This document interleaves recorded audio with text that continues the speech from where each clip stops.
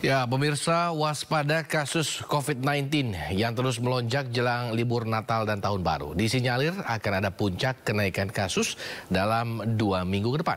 Bagaimana mengantisipasi hal ini? Sudah bersama kami Pak Syahril Mansyur, juru bicara Kemenkes. Selamat sore, Pak Syahril. Ya, selamat sore. Salam sehat semuanya. Salam sehat Pak Syahril. Pak Syahril, ini terkait dengan meningkatnya jumlah kasus COVID-19. Ini faktor apa saja yang membuat peningkatan kasus terjadi? Silakan Pak Syahril. Ya, terima kasih. Memang sejak akhir November sampai dengan Desember ini, itu ada kenaikan kasus ya. Saya ulangi, kenaikan kasus, tapi bukan lonjakan kasus ya. Artinya agak berbeda, kalau lonjakan kasus itu ribuan sampai puluhan ribu seperti yang dulu ya. Nah ini memang ada subvarian baru yang memang menambah banyaknya kasus ini, yaitu EG2 maupun EG.5 ya. Nah tetapi Indonesia itu kenaikannya tidak sebanyak dari kenaikan kasus yang ada seperti di Malaysia ya. Kemudian di Singapura maupun Filipina. Jadi kita jauh di bawah mereka gitu ya. Oke, terkait dengan ini subvarian Omikron ya kalau nggak salah ya Pak Syahril. Dan Pak Syahril mengatakan bahwa tidak lebih besar dari Malaysia ataupun Singapura. Tapi kan kalau memang tidak dicegah, hal tersebut akan terjadi juga di Indonesia, seperti yang memang dulu sempat terjadi di tahun 2020, Pak.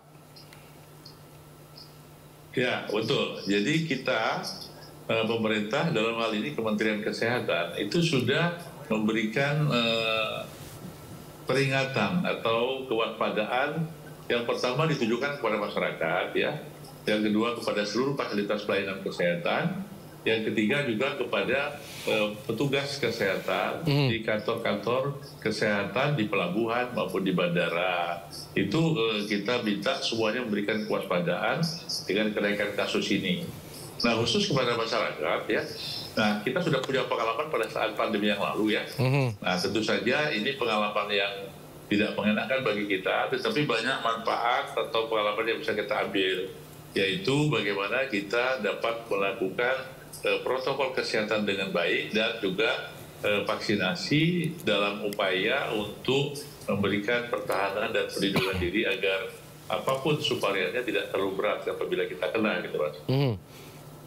Nah tadi Pak Syahril mengatakan bahwa bandara atau mungkin jalur transportasi yang berhubungan dengan negara lain atau internasional diperketat. Apakah atau bagaimana teknisnya Pak? Apakah memang akan ada lagi pengecekan suhu segala macam atau bagaimana Pak Syahril? Ya, jadi kita kan sudah punya pengalaman Mas ya, kita melakukan ini. Jadi pertama kita warning dulu ya kepada seluruh masyarakat. Pertama, bagaimana dia memproteksi diri dengan memakai masker apabila dia bepergian atau dalam suatu kerumunan masyarakat. Nah, khusus yang akan pergi ke luar negeri, kita kan mengingatkan tuh, pokoknya di Singapura lagi ada kasus meningkat. Jadi masyarakat ini memang himbauan kita kalau bisa dihindari, ditunda itu lebih bagus. Tetapi apabila tidak, dia menetapkan protokol kesehatan dengan baik. Nah untuk standar yang ada di kesehatan pelabuhan, di bandara, itu tes thermal aja ya, suhu aja, tidak sampai seperti dulu lagi kita harus melakukan pemeriksaan PCR dan sebagainya. Ya, tidak ya. Oke, terkait dengan booster vaksin yang kembali diberlakukan, informasinya dibatasi sampai Desember atau diperpanjang, masihkah gratis atau harus berbayar? Bagaimana Pak Syahril?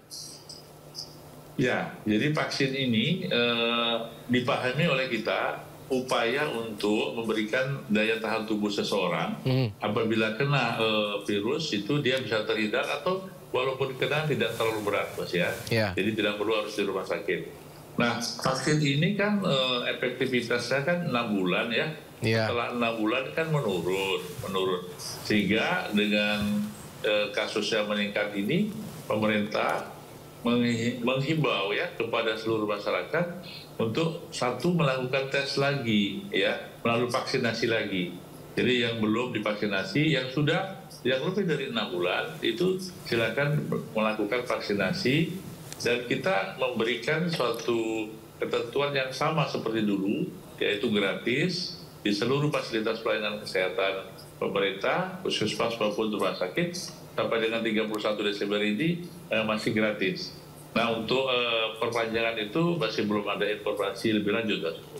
Oke, Pak Syahril, ini kan katanya 2 minggu lagi nih puncaknya. Itu memang bertepatan dengan libur Natal ataupun libur tahun baru seperti itu. Nah, bagaimana cara meminimalisir kemungkinan tersebut? Apakah misalkan dengan pembatasan sosial seperti yang pernah dilakukan, atau mungkin nanti setelah itu sudah ada skema terkait dengan dikembalikan WFH itu dibuka lagi kemungkinan tersebut, atau mungkin sudah disiapkan lagi Wisma Atlet? Bagaimana Pak Syahril sampai saat ini?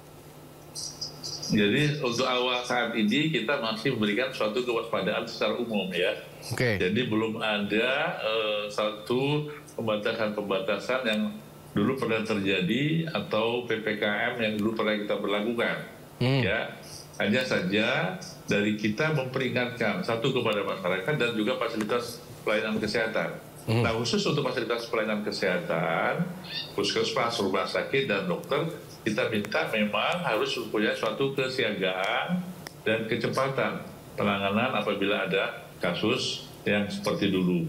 Jadi sudah siap, saya kira. Kita sudah punya pengalaman lama, sehingga kalau ada masyarakat yang batuk, pilek, demam, itu sebaiknya memang diperiksakan. Nah, apabila memang positif, pasien ini atau orang ini harus diisolasi agar mengurangi penyebaran kepada orang lain. Ya. Nah, sedangkan kepada masyarakat tadi, jadi kita harus waspada seperti biasa pada saat kita Lebaran tahun kemarin, juga mengingatkan kepada masyarakat untuk berhati-hati. Tapi tidak ada pembatasan-pembatasan seperti tahun 2000 maupun 2021 gitu. Oke, Pak Syahril, ini kan ditakutkan akan meningkat, tapi masih banyak juga masyarakat yang kasarnya tidak percaya bahwa COVID kembali terjadi atau ya hal tersebut terjadi lagi. Nah, kalau boleh tahu datanya sampai saat ini seperti apa yang sudah didapat oleh kementerian sendiri, Pak? Apakah berapa orang yang sudah dikonfirmasi terkena COVID, berapa jumlah yang meninggal, lalu berapa batasannya hingga akan ada pemberlakuan sosial atau penanganan lebih lanjut, Pak Syahril? Ya, terima kasih. Jadi saat ini data di kita, seperti yang saya sampaikan tadi, baru meningkat sejak akhir November ya. Baru sampai sekarang. Sebelum November, itu pasien kita hanya 10, 20, bahkan di bawah 100 ya. Tapi begitu November, akhir, dan Desember, itu mencapai ratusan. Nah, sampai dengan kemarin itu tercatat sekitar 345 kasus yang kita catat.